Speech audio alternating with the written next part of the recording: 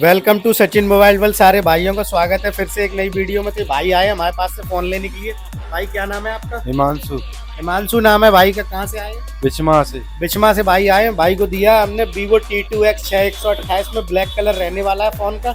इसके साथ हमने एक भाई को एक टेम्पर, एक स्मार्ट वॉच, एक कवर और ये एक नेक बैंड और ये एक बैग, ये सारी चीज़ें भाई को फ्री ऑफ कॉस्ट गिफ्ट में दी है। भाई कैसा लग रहा है? अच्छा लगा है। कैसा लगा आपको? ये अच्छा सारी लगा। चीज़ें फेक तो नहीं है, झूठ तो नहीं नहीं, है? ये सारी चीज़ें अच्छी हैं और जो भी लेना चाहे आ जाए इनकी मेंटली।